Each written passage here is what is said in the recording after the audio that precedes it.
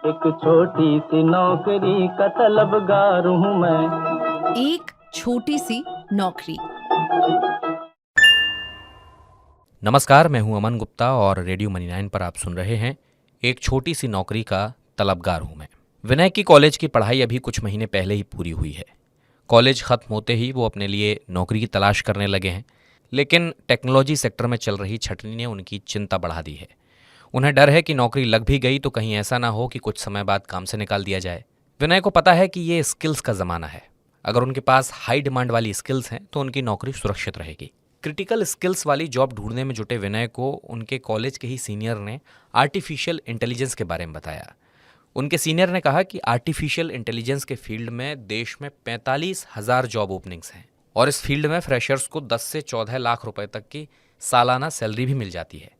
हाल ही में आई टीमलीज की रिपोर्ट भी इस बात की पुष्टि करती है कि डेटा साइंटिस्ट और मशीन लर्निंग इंजीनियर्स की सबसे ज़्यादा डिमांड रहती है। टीमलीज की रिपोर्ट कहती है कि data engineer, business intelligence, data scientist सालाना 14 लाख रुपए तक कमा सकते हैं।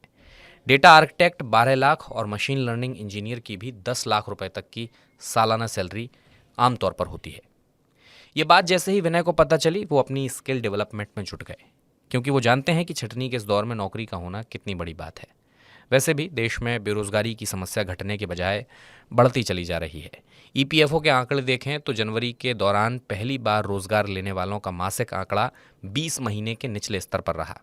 जनवरी में वैसे तो 14 लाख से ज़्यादा ईपीएफओ खाते खुले हैं, लेकिन उनमें सिर्फ 7,70,000 लोग ऐसे हैं जिनका ईपीएफओ खाता पहली बार खुला है। दिसंबर में ये आंकड़ा 8,40,000 था। उधर कई दिग्गज कंपनियों की ओर से भारत में कर्मचारियों की छटनी की जा रही है। ई कॉमर्स कंपनी अमेजॉन ने नए सिरे से दुनिया भर में 9,000 लोगों की छटनी का फैसला किया है। इसके दायरे में भारतीय कर्मचारी भी आएंगे। ये छटनियां सबसे ज़्यादा अमेजॉन वेब सर्विस, एडवर्टाइजिंग और ट्विच से होंगी। याद हो तो जनवरी में भी अमेजॉन ने 18,000 कर्मचारियों को निकाला था। अमेजॉन के सीईओ एंडी जेसी ने कहा है कि जनवरी में सभी टीमों का आकलन पूरा नहीं हुआ था, इसलिए तब सिर्फ कुछ ही डिपार्टमेंट से छटनी की गई थी। एंडी ने यह भी कहा कि छटनी का फैसला मुश्किल था, लेकिन कंपनी की भलाई के लिए ये निर्णय लेना पड़ा। और संकट में फंसी क्रेडिट स्विस की भलाई के लिए यूबीएस ने भी एक फैसला किया, उसे टेक ओवर कर लिया। और टेक ओवर के बाद अब क्रेडिट स्विस तो संकट से निकल गई, लेकिन यहाँ काम कर रहे कर्मचारियों को अपनी नौकरी जाने का डर सता रहा है। चिंता जायज़ भी है, क्योंकि प्रत्यक्ष रूप से इस टेक ओवर का असर नौकरियों पर पड़ने वाला है। क्योंकि क्रेडिट स्विस घाटे में है और उसके घाटे को कम करने का लक्ष्य लेकर ही यूबीएस ने यह डील की है।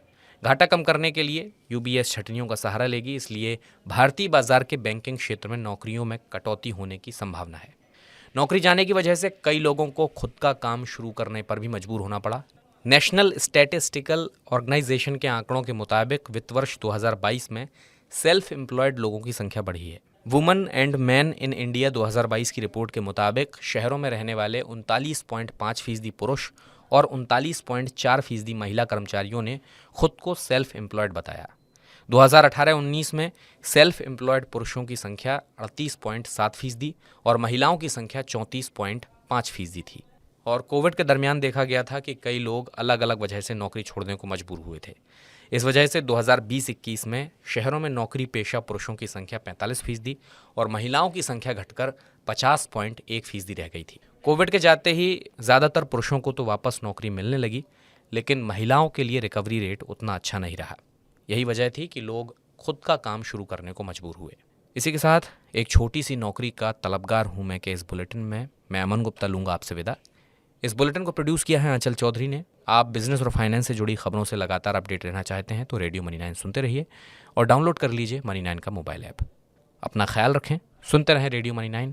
समझ है तो सहज है। एक छोटी सी नौकरी का तलबगार हूँ मैं। एक छोटी सी नौकरी।